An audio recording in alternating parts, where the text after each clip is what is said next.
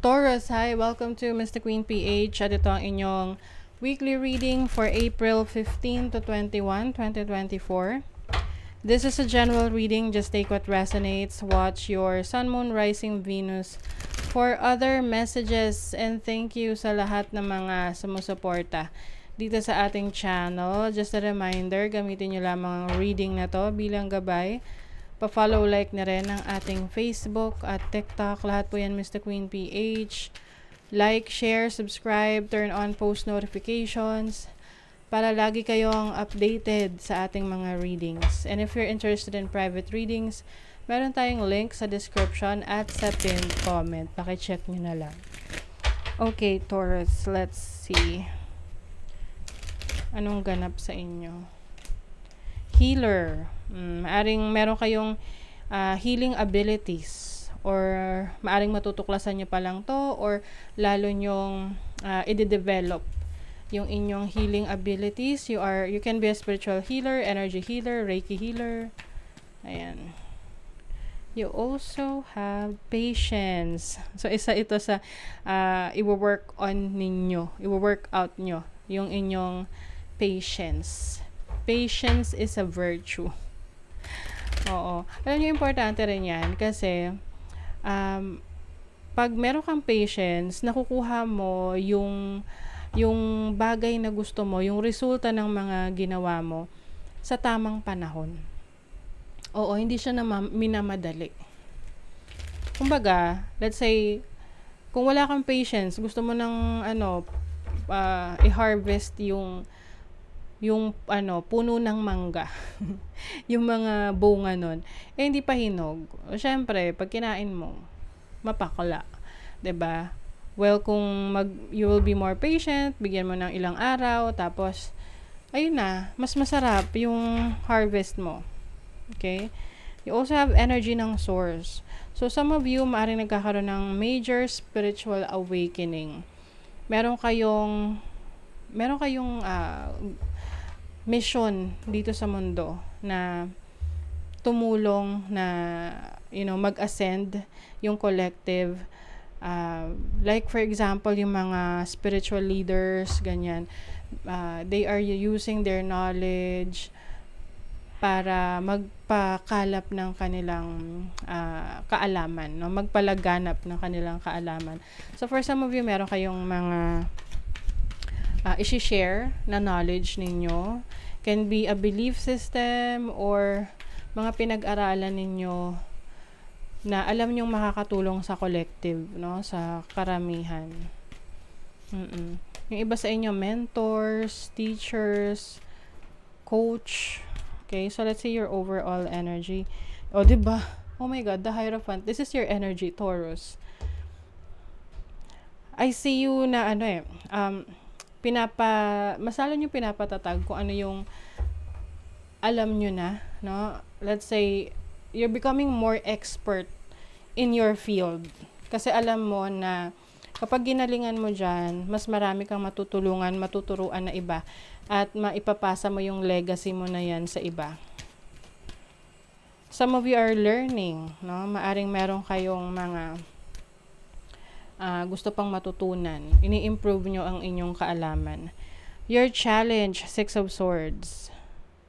Maaring may mga taong pumipigil sa inyo na gawin yung gusto nyo or gawin yung ginagawa nyo dahil magkaiba kayo ng pananaw sa buhay. So, maari kasing challenge yan sa'yo dahil malapit yan sa puso mo, malapit sa buhay mo. Let's say, yung parents mo, iba ang kanilang upbringing, iba ang kanilang nakagis ng paniniwala, tapos ikaw, nagkaroon ka ng spiritual awakening, nag-iba yung pananampalataya mo, yung paniniwala mo, yung belief system mo, and they don't like it, no? So, maaring yun yung challenge sa'yo kung paano mo maipaglalaban yung sarili mong paniniwala at bibigyan mo yan ng paninindigan.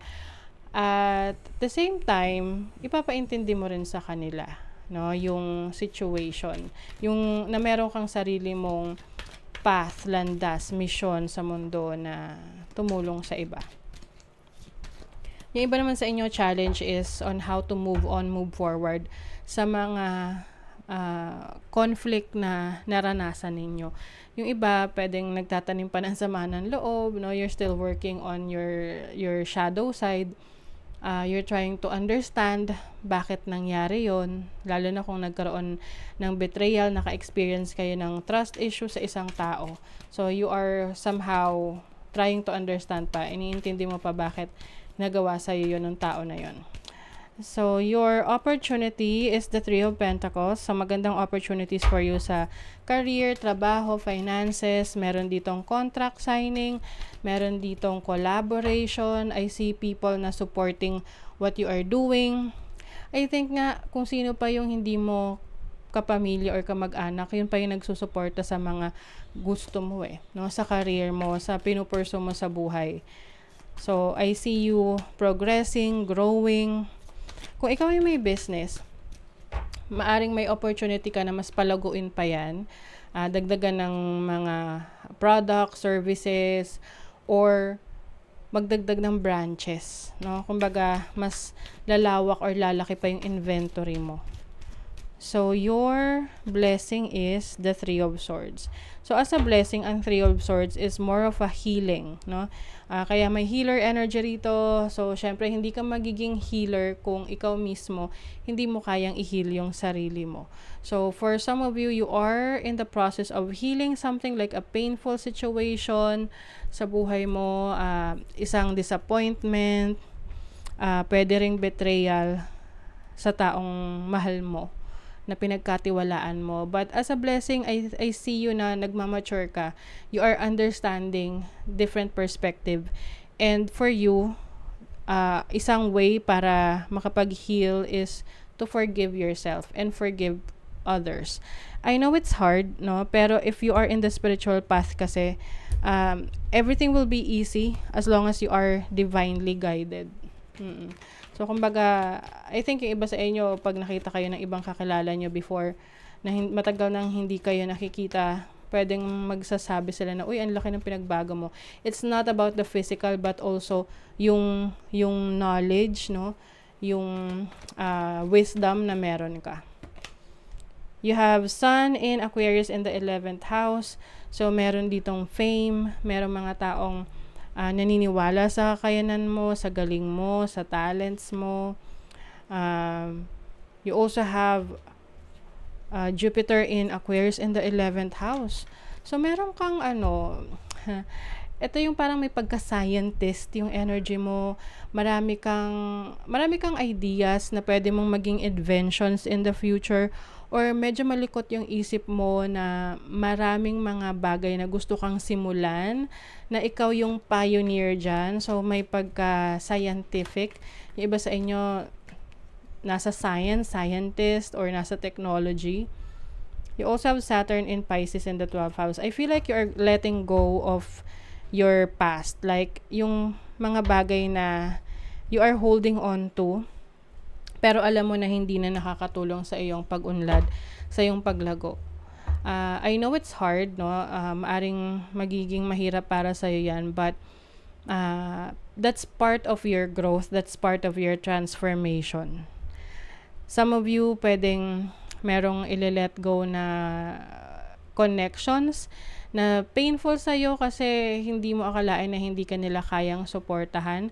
I also see some people na pinagkatiwalaan mo pero lumalabas sila pala yung mga hidden enemies mo, na meron silang ill intentions towards you, and some of them are very close to you. Kaya yung iba sa inyo naapektuhan yung inyong mental health dahil hindi nyo maisip bakit ganun, bakit nangyari yun, bakit they are against me, no?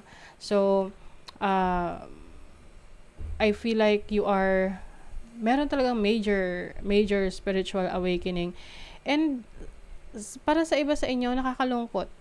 Maaring malungkot yung situation ninyo, but it seems that you are learning from your experience. You are learning from it. You are letting go. So, yung iba sa inyo, meron kayong isi-share na blessing sa iba. So, ibig sabihin yan, kung may kakayanan kayong mag-share ng blessing sa iba, mas lalo pa kayong i-bless. Maaring pwede ring hindi lang material na bagay, but also yung resources mo or yung energy mo or yung service mo ang isi-share mo. So, sa relationship, some of you are attracting a romantic connection. So, kung single ka, pwedeng merong nagkakaroon ng interest sa'yo na pareho ng interest mo. So, pwedeng dahil nakikita nila na you are doing something good for the collective, marami kang mga tinutulungan. So, somehow, these people are na-attract sa'yo. Ayan. If you are in a relationship, I feel like merong magandang dynamic sa relationship ninyo. You understand each other. You support each other. Okay? So, that is your reading, Taurus. Thank you so much. Bye!